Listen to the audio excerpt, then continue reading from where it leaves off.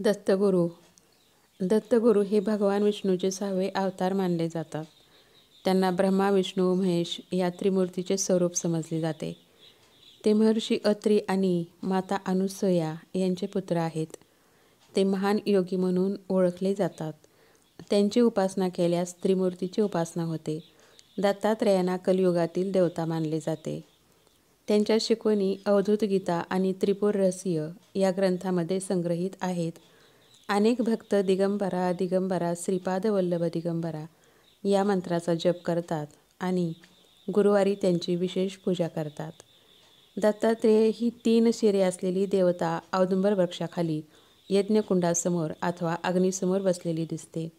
गळ्यात रुद्राक्षमाळा, अंगावर भस्माचे पट्टे, समोर 4 श्वान, मागे गाय असा परिवार दिसून येतो. त्यांनी पितांबर नेसलेले असते. ध्यानस्थ बसलेले दिसतात. 4 कुत्री हे 4 वेद आणि शंकराचे भैरव मानले जातात.